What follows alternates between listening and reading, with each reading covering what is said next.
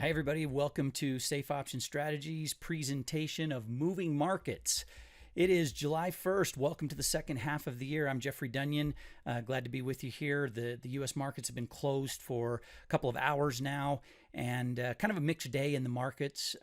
Dow Jones down 77 points, really back and forth all day long, but never in huge margins. I think the most the Dow was up was maybe 140, 150 points throughout the day. The S&P finished up 0.5%, up 15 points, starting the second half of the year in positive territory. The Nasdaq, of course, finished to the upside as well, finishing 95 points up, almost 1% up on the Nasdaq. The Nasdaq was largely led by. Let me see if I can get my list up here real quickly for the Nasdaq. I think, well, I'm having a hard time bringing it up. Sorry. The Nasdaq was higher today. I know Tesla had a strong day today. Let me see if I can. Well, I'll come back around to it if I can bring it up. But Nasdaq, the biggest mover of the day, and by far and away the best of the three indexes so far this year. Here we are at the halfway point of the year, and you've got the Nasdaq firmly in positive territory, with the Dow Jones and the S&P recovered really strong since the sell-off caused by the COVID-19 virus, but still a ways to go to get back to where it was pre-virus. I think there are some people that believe that the Dow and the S&P could easily make it back to positive territory, maybe even before the elections. If it does, that bodes well for the president. I think he has a much better chance of winning re-election if, in fact, you have the markets return to or recovered at or where they were before the COVID-19 outbreak. The Nasdaq finished today at 10,154.63. That is a new record close for the Nasdaq, and I believe the 22nd time this year that the Nasdaq has closed at a new all-time high. So it's just absolutely doing phenomenal.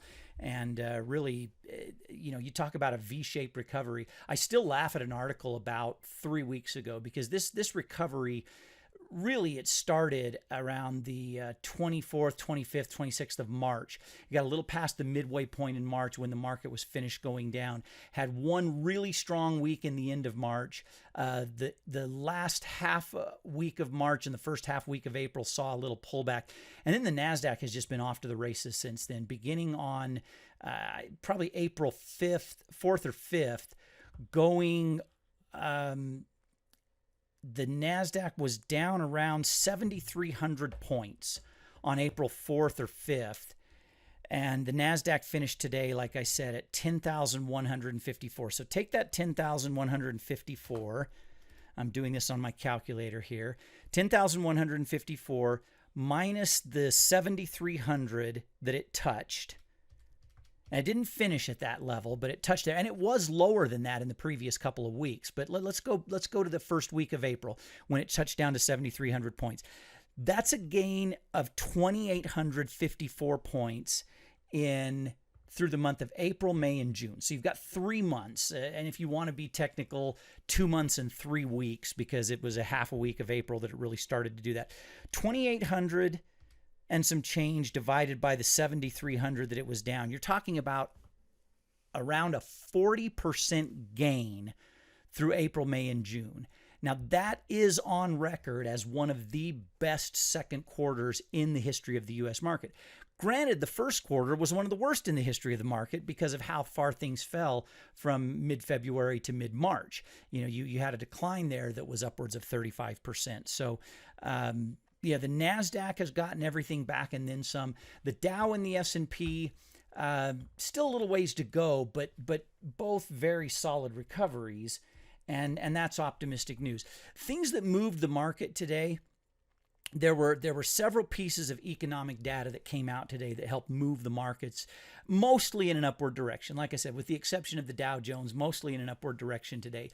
So prior to the market opening, you had the futures were down this morning, and then you had some news break about the ADP job numbers. ADP job numbers showed a gain in the month of June of I believe it was 2.5 million, 2.4 million. The expectation, analyst expectation, was a little bit higher than that. The expectation, I believe, see if I can get those exact numbers for you. The expectation was just a little bit higher than what came in. They weren't off by far, and I think some people were a little bit concerned, maybe a little bit panicked. I don't even know if panicked is the right word to use. Some people a little bit concerned over the fact that these numbers came in a little bit lower than what was expected. I think 2.5 was the number expected, and 2.35 or 37 was the number that came in. This is how many million jobs were added during the month of June. But in a related story, the numbers from May that were already shockingly good in the month of May had a major revision to the upside. The numbers for May were revised to show over 3 million new jobs added when the original number was 2.75 million. And that number that came out in May that was 2.75 million was a major blowout, unexpected high number. So after that crazy big high number that came in the month of May, then you got an even better number when it was revised. There were a couple of things that dragged on the markets today. Construction spending was down. I believe it was down for the third month in a row, or at least the second month in a row. Not down by a lot, not a huge percentage down, but construction spending was down. It took a toll on Home Depot. Home Depot, that's been a rock solid stock through the midst of the coronavirus situation, took a little bit of a hit today, and not a down almost 1%, $2.36 down. So far, it's unchanged in post-market trading, and that's fine. It doesn't need to be up. That's the thing. Home Depot is still up high. Let's see if I can get a chart of Home Depot in here that we can actually look at. I'll shrink it down to make it fit the screen that I've got imposed here on the top. But Home Depot, rock solid company, rock solid stock. It's not, I don't think it's an issue of any kind that Home Depot took a little bit of a hit today. Overall, you can see how bullish this stock has been and how nice a run it's had up. It suffered like everything. When the market sold off, the coronavirus hit. Home Depot took a hit like everything else did, but they had one of the most incredible rebounds. Their rebound brought them back up right here on, what day is this? June 10th, right back up to a new all-time high, both in the sense of where they got to that day, and I think the day before they closed at a record high, $256.76. I believe that's the highest Home Depot has ever traded. They've come back down and consolidated around $245 and flattened a little bit. If you can see those numbers, if you're looking at the video instead of just the audio podcast, you can see that it flattened, and that's okay too. That's not a problem by any stretch. The construction spending is a little bit of a concern, but I'll talk about what I shared with some of my students at Safe Option Strategies this morning. I shared with them that construction spending is down a little bit. House inventories are high, and it's been a little bit of a seller's market, and I think you're going to start to shift to see a buyer's market. I think new home sales are down just a little bit. They're still at high levels, but down a little bit from where they were previously, and that's, quite honestly, that's okay. It's nothing to be alarmed about. Interest rates are low. People are going to continue buying houses, and things typically have shifts from time to time from a buyer's market to a seller's market. I certainly don't think it's anything to be alarmed over. So, you've got this continued spike up in COVID-19 cases, but I think the reason, other than today being off a little bit on the Dow Jones, I think the reason the markets have had a couple of steady days of upward movement, and let's go back, I'm going to go back to a chart here of the, let's bring the S&P 500 up here.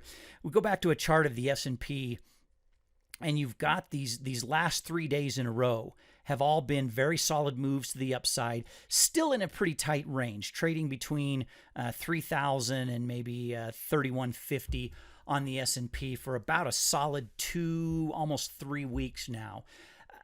But it's been 3 nice days of upward movement in a row.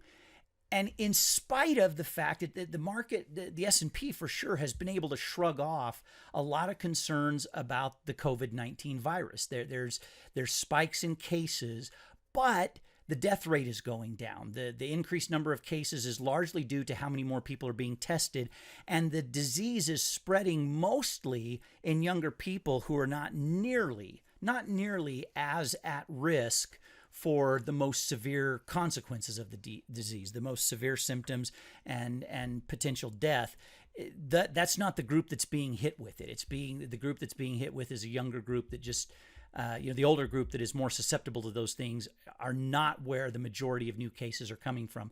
So good news is, in spite of the number of cases going up, you've got death rates going down, the percentage of death. Obviously, with new cases, you're going to get newly reported deaths. So the total number of deaths is increasing, but at a fractional percentage of how the cases are increasing.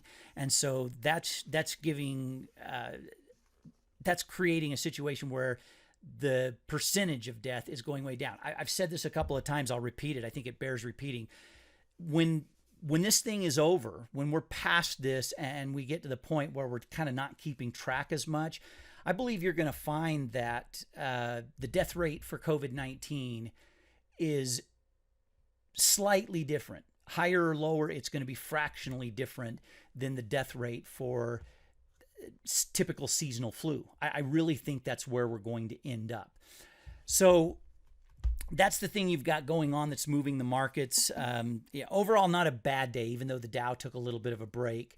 And, we're 2.5 hours after the markets closed.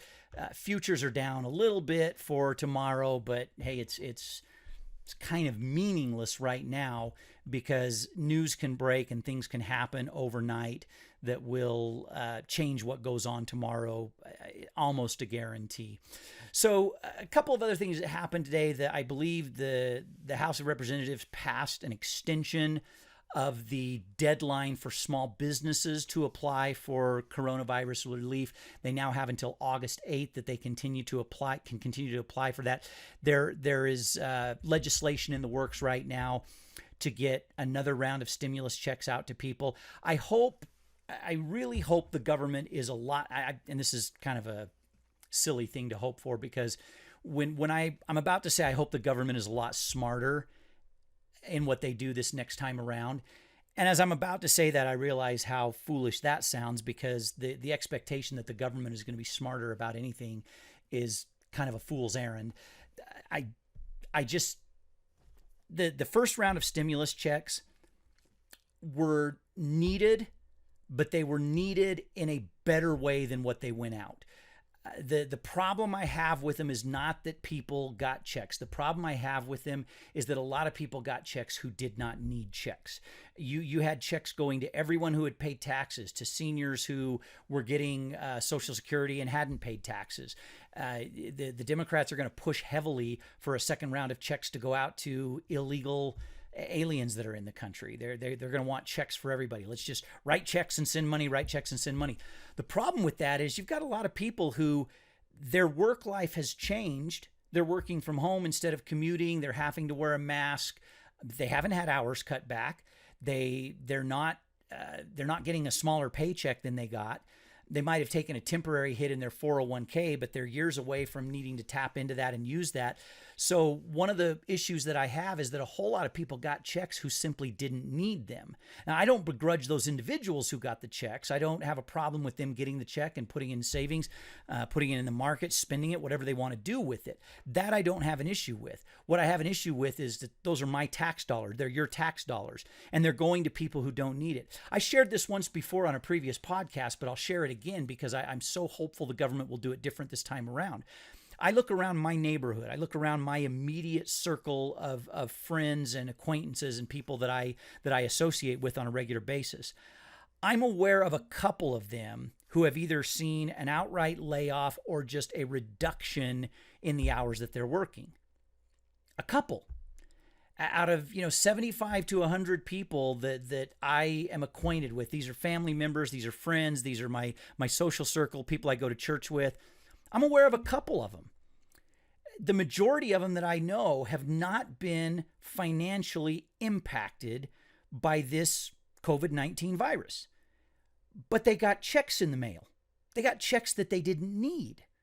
Now, in some cases, they're going out and spending that money and helping support small businesses who are in desperate need of money continuing to come in to keep them afloat. All right, I get that. I'm okay with that.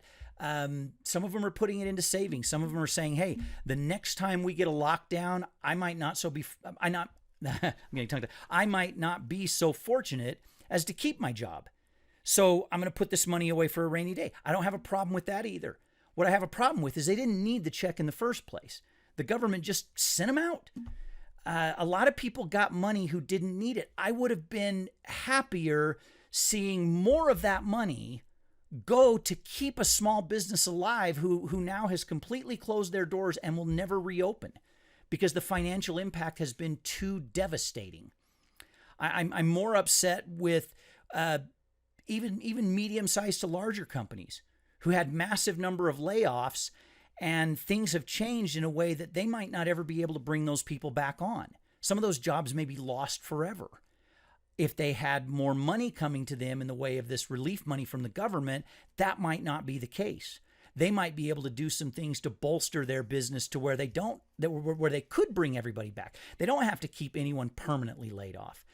So this is where I have the issue with the government just writing checks and sending out more money. It's largely not going to the people that need it the most. That's where I have an issue with. So I'm okay with a second round of stimulus. I'm okay with these loans going out to small businesses and in some cases not having to be paid back. I'm okay with that. What I'm not okay with is someone who's making the same amount of money they made before.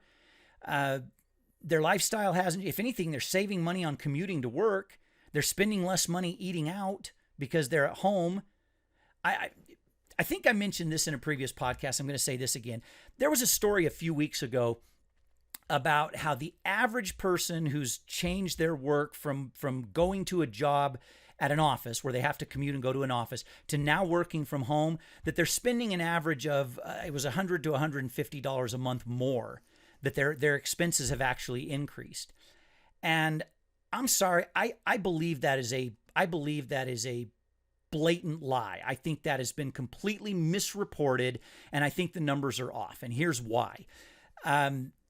The average person that has to commute to work does not get reimbursed for it. There are some people that work in places where public transportation is available and they get a bus pass or they get a subway pass or a transit pass, and it's part of their overall compensation. Well, obviously now the companies are saving money on that.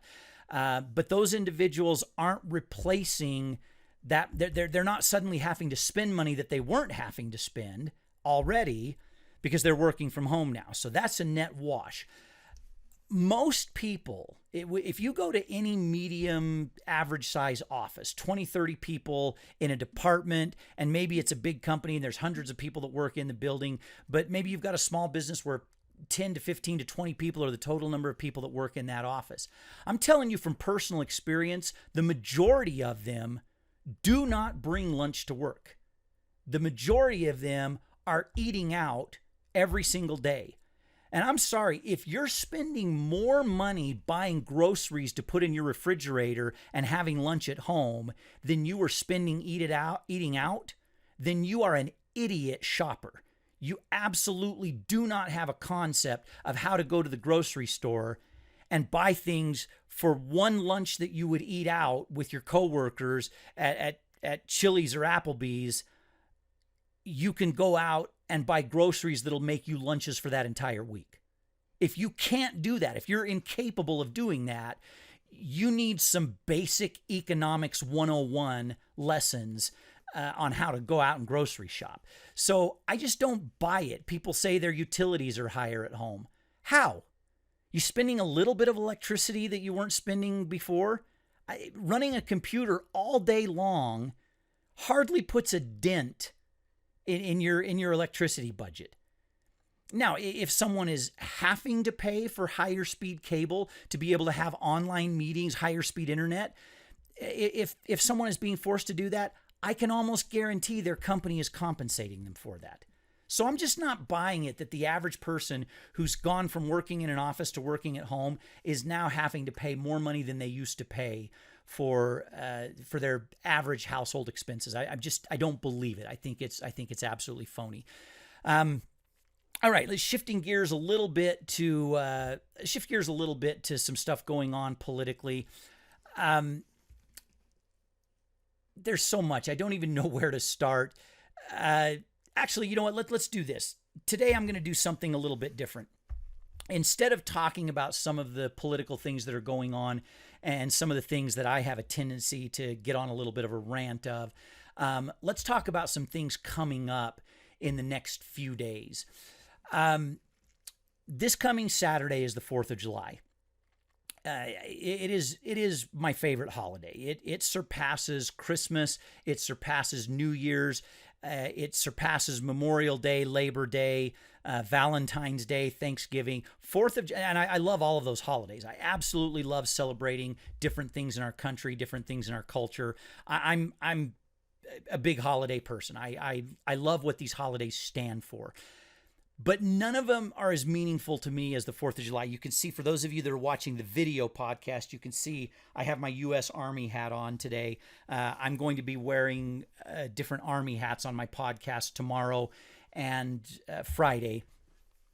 But the reason the 4th of July is such a big holiday to me, or is my favorite holiday of the entire year, is because I'm a patriot. I love this country.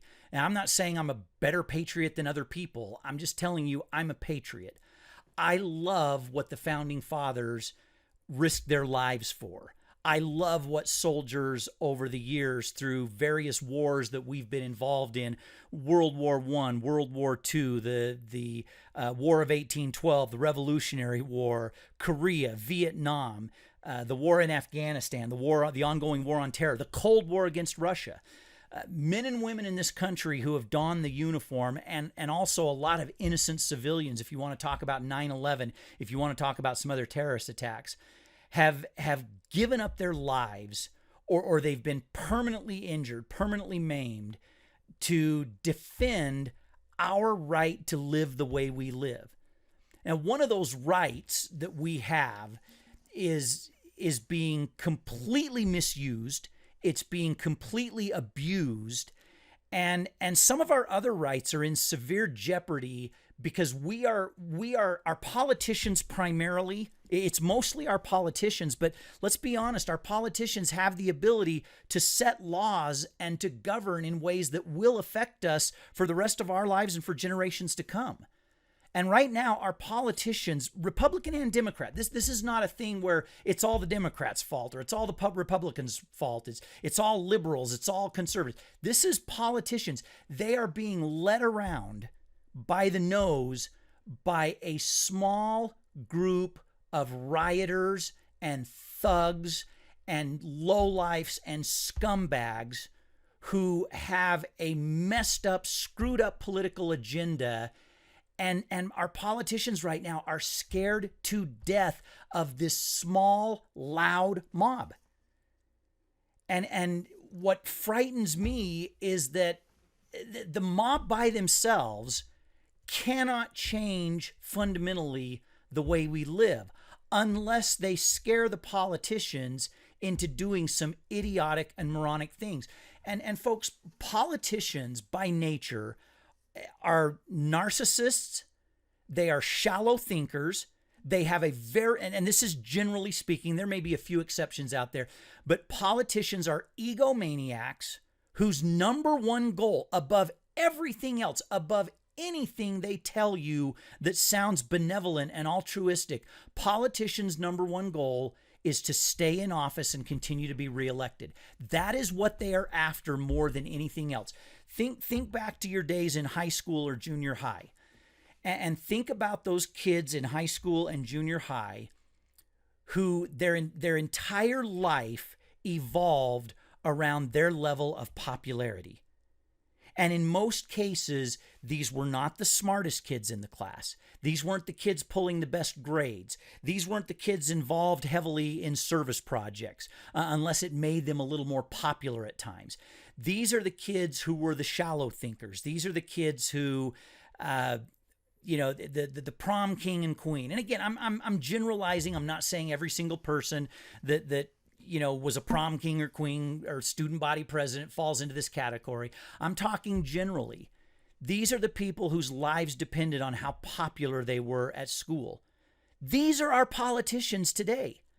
They are far more concerned with their image. They're far more concerned with how they look or sound in front of a camera, and far less concerned with doing the right thing and doing things to improve your lives. And they are frightened to death of how they are going to look and how they're going to be portrayed in their popularity contest if they stand up to these mobs. We've got the city of Seattle, who today finally the police are moving back in and moving down the barricades and getting rid of the porta potties. And there have been a number of arrests of people who were dug in hard and didn't want to leave. And they finally got rid of this ridiculous autonomous zone in the middle of Seattle. The reason they finally did it, the reason they finally grew enough of a spine to do it, is because of a couple of murders that have taken place down there. And the unpopularity of the murders finally outweighed the fear of unpopularity of standing up to this small mob. This is a small fraction of people. It would have taken the Seattle Police Department, maybe with a little bit of support from the Washington State National Guard, it would have taken them an hour to go in and root these morons out of this area the second they started setting up these barricades and pronouncing that they were occupying a section of Seattle. That would have been the right thing to do. And every one of these thugs and lowlives and despicable human beings, these spoiled brat little kids who have had everything in their lives up to this point handed to them. A lot of them have never had to work, have never had to support a family. They're irresponsible. They're lazy. They're unintelligent. But they got a microphone. They got an audience. They got a news camera shoved in front of their faces. They got their moment of fame. They took advantage. They want the government to do everything for them when their parents finally have the stones to cut them off. Then they want Uncle Sam and mine and your taxpayer dollars to step in and fix their woes and take care of them. And they are leading our politicians around right now by the nose. Our politicians right now are scared to death to stand up to these fools. My biggest fear right now is that to save our country and to save our freedom. And here, let me go on a little bit to explain why this is such a problem. They're going to scare our politicians into passing laws that are going to damage all of us. They are going to scare our politicians into doing stupid things that are going to have a negative impact on our lives forever. This couple in St. Louis that's under intense media scrutiny for pulling out weapons and defending themselves and their property against a violent, vicious, unruly mob. Okay, this was not a peaceful protest, and I am just outright ticked off that it is still being referred to as a peaceful protest.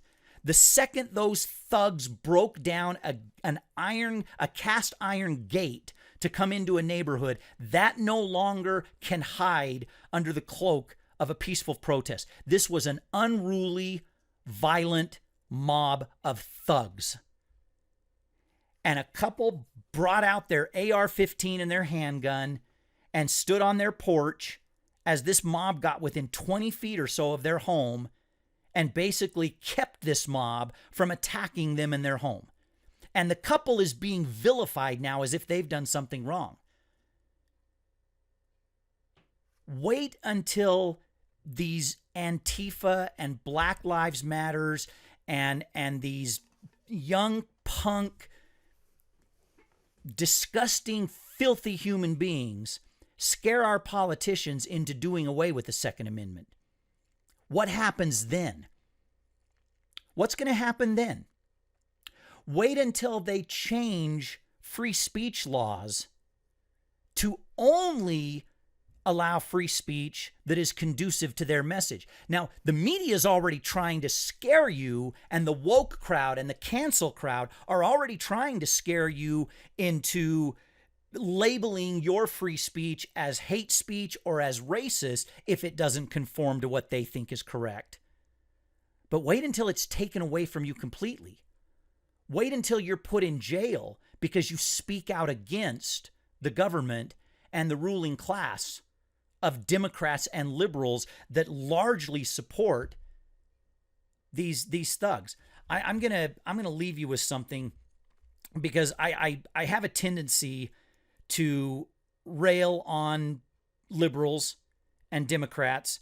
I have a tendency to be harder on them. But let me share something with you. Can you see I'm trying to find it on my cell phone? I may have to paraphrase it a little bit. Oh, here it is. Okay. This is what I think of the Republicans right now. Okay, I'm gonna rail for a minute on our Republican politicians, because in the midst of what's gone on the last few months in this country, they have been spineless. They have been cowards. I have been ashamed of many of our Republican politicians for not taking a voice, and they're scared to death of how the media will label them. They're scared to death of what Democrats will say about them. Let me say something to all of our Republican politicians who have sat on their hands, bit their fingernails if they haven't been sitting on their hands, and have cowered away from standing up to what's going on. What you permit, you may as well promote. What you fail to confront or condemn, you may as well condone. And I put the may as well part in there to soften it a little bit. Let me read it the way the quote actually goes. What you permit, you promote. What you fail to confront or condemn, you condone. Republicans are willing accomplices to what is going on right now with the Antifa and the Black Lives Matter mobs. And they better grow a spine and start stepping up and confronting their Democrat colleagues and confronting the media and confronting the mobs head on, or life in this country is going to fundamentally change for the worse. I am a patriot. I love the freedoms. I will stand up and defend anyone's freedom of speech. I will stand up. I'll fight for anyone's freedom to oppose things. I will not stand up for looters and mobsters and thugs and violent protesters to have their way. I will fight back against that with every fiber of my being, because I'm a patriot and I love this country. I hope you do too. I'm going to wrap up right there. I went a little over today. Join me tomorrow and Friday. We're going to stay on a patriotic theme and continue to talk about some of the great things about this country. Freedom of the press, freedom of speech, and the right to bear arms are two of the greatest freedoms this country has. And they will be taken away from us if we let these mobs continue to lead us around. Thanks, everybody. Have a great day. Tune in tomorrow for our next podcast. Bye-bye.